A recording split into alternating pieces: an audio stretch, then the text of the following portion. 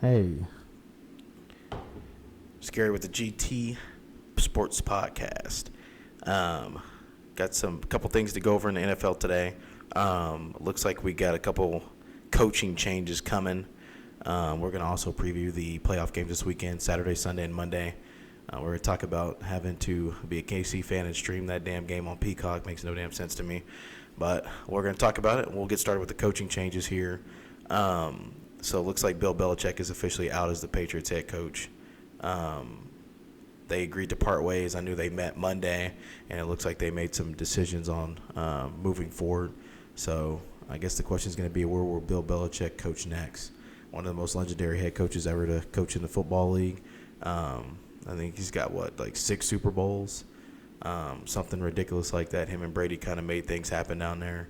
Up in Seattle, looks like Pete Carroll's officially out as the Seahawks head coach.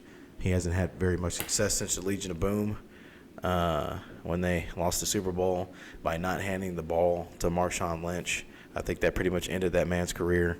Titans obviously fired Mike Vrabel. Not surprised here. They've been struggling the last couple of years. They haven't really have a quarterback.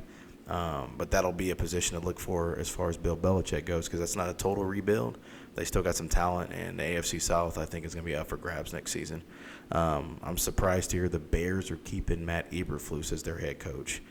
He hasn't really done much down there in Chicago, so I have no clue. I feel bad for Chicago fans.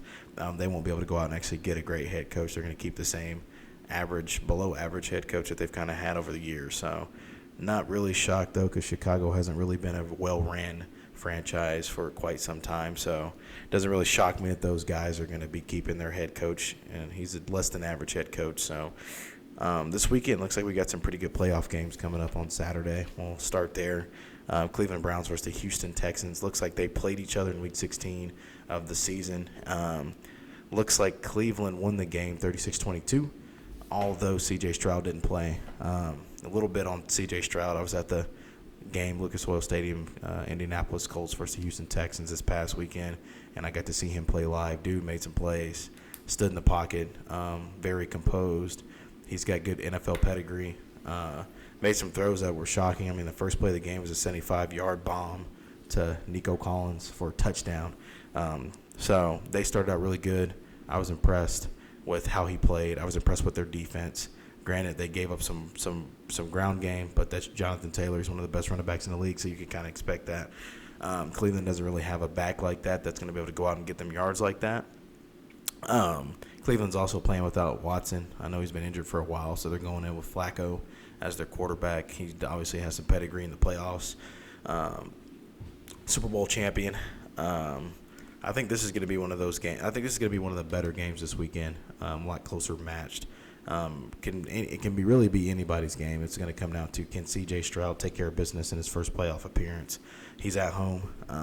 I would consider last week's game against the Indianapolis Colts to be a kind of pseudo playoff game where he looked really good. I mean, dude didn't throw any interceptions, didn't turn the ball over, made plays when the plays were there and needed to be made. So I was impressed with his overall skill set. I've been impressed with that dude since he started playing in the NFL. I was impressed with him even when he was at Ohio State too. So he's been a great quarterback. Get the Miami Dolphins at the Kansas City Chiefs. They also played this season as well. Looks like they played in Week 9. KC won 21-14 at home. So, again, this will be at Chiefs Kingdom in Arrowhead. You're going to be doing this in, like, negative 10-degree heat. Cold. It's going to be cold. I think that they're saying, like, the 5th or 6th coldest game in NFL history this weekend. So, I don't know if Miami's ready coming up from that heat. So the time that they played each other in Week 9, I know Tyreek had the huge fumble. Just a guy trying to make an extra play out of something that probably wasn't all the way there. But it was a close game. 21-14 was the final. You didn't get a whole lot out of Patrick Mahomes. You didn't get a whole lot out of Tua either.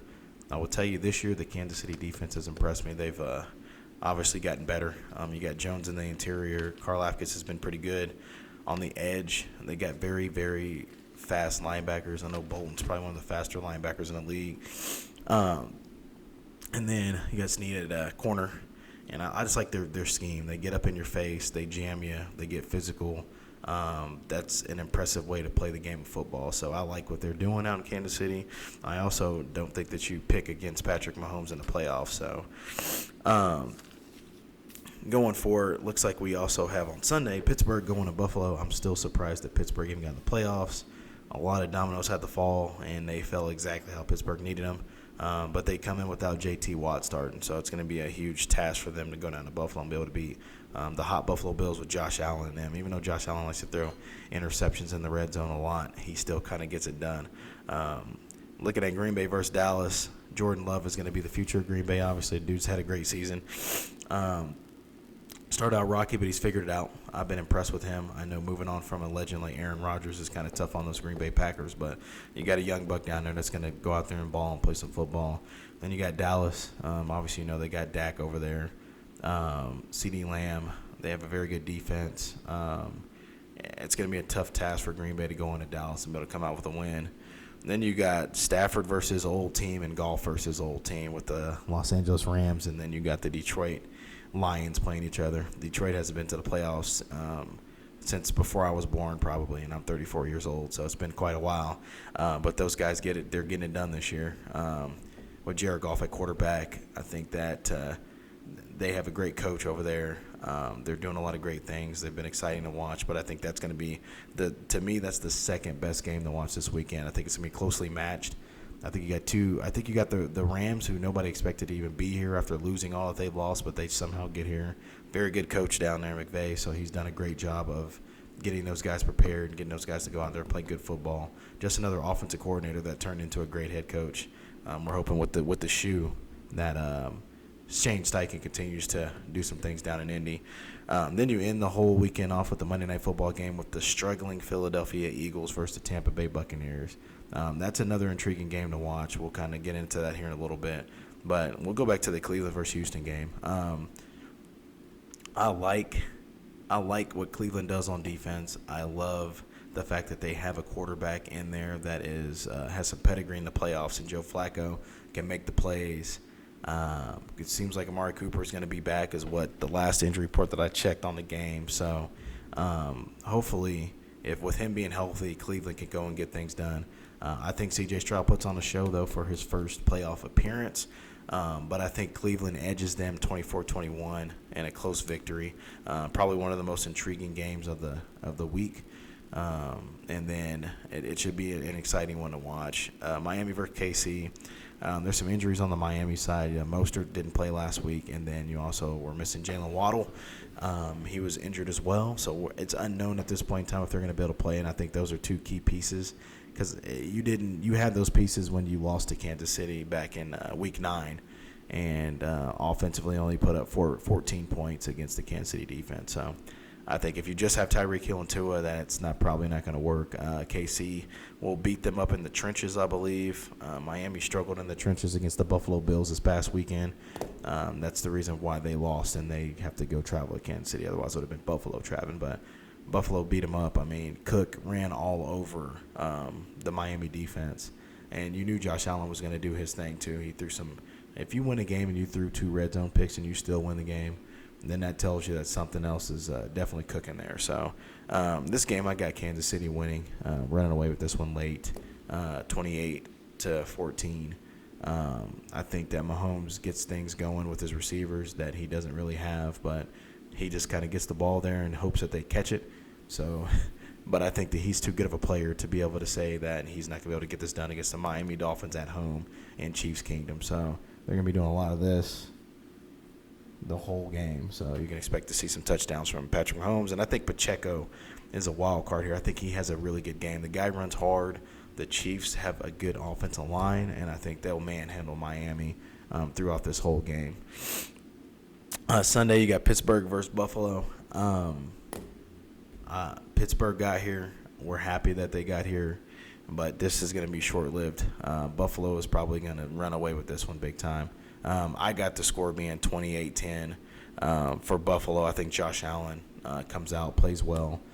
Without Watt on that defense, I don't think Pittsburgh really has a whole lot to do. I think Cook has a good game too, but they're not going to be able to get pressure on Allen. And, Allen's good at running the ball as a quarterback too, and he's going to get it done. So I don't see any way that Pittsburgh wins this game, especially with their offense struggling like they've been struggling throughout the season. But the fact that they got here, I think that they should tip their hats on that. It's one of those things where you had a few teams in this like bucket where you can say, hey, man, we did good. I know Houston was one of them that was projected to suck this year. They go from the second overall pick to a playoff team. I know Indy for life. They were projected to have like 3, maybe 4 wins. They got to 9. So very good season there. And I think Pittsburgh's going to be in that same boat where they showed a culture of winning. Now they just got to put some more pieces together. And we'll talk about them as we get to the offseason and free agency and things like that. Green Bay versus Dallas is an intriguing game. I think Jordan Love is a good quarterback. He's shown the ability to do some things.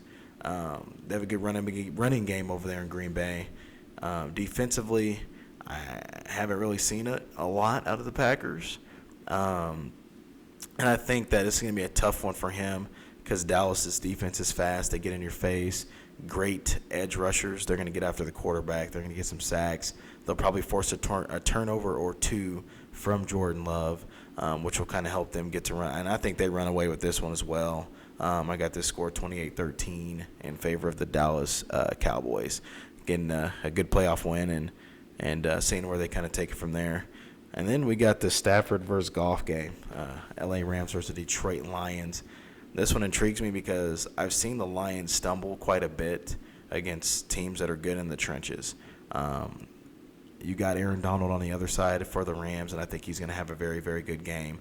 I think that he's a game wrecker. I mean, he when they won the Super Bowl, I mean he was the guy that made the freaking run stop, dude. Like arm tackling with one arm and took the dude down. So he's a great player. I think Stafford's been here. He's done that. I think that he brings that element of I've been here, I've played in these games, I've won these games, whereas Goff hasn't really had the opportunity to be able to – he hasn't really gotten to this point. So I'm actually taking the L.A. Rams in this one and a close game, 21-17, to upset the Detroit Lions. I think if Detroit can get the run game going early, I think that'll help. But their offense has kind of been like – it's been good at times, and it's also been bad at times too. So I'm taking the Rams in this one in a close game, close battle. I just think that there's something to Stafford when it comes to these moments. That dude just kind of gets it done. He's got some good receivers. They've done pretty good with the running game. Like I said, they've got the coach that's been there, done that. So let's talk about Philly on Monday night. They play the Tampa Bay Buccaneers. You got Jalen Hurts, who's been struggling. Their offense has been struggling. Turnovers, not scoring a lot of points. I mean, if you lose to the dang Giants, I don't know how you come back from that. Like, you beat the Giants, you're in really good shape. You couldn't even beat the Giants. And I think the Giants are one of the worst teams in the NFL. And I think they lost to the Washington Redskins or something like that the week before. Arizona. It was the Arizona Cardinals. They lost to the Arizona Cardinals the week before that. So they've lost to 2 of the sorriest teams in the NFL. Now they got to come in and play the Tampa Bay Buccaneers. This game is a tough one because Philly is the better team, I think, overall. They have more talent. They have a better coach. They're just not really playing at the level that you would expect them to play at this time of the season. And so we're looking to see, can they right the ship? Tampa Bay, that's a wild card, man. I didn't even think they were going to make the playoffs this year. I mean, them, Green Bay, the Rams, them are 3 teams that we probably all were sitting here at the beginning of the season saying they're not going to make the playoffs. And they made the playoffs. They're here. But I think Philly gets back on track this game. I think they win this game. I think they go out, their offense scores some points.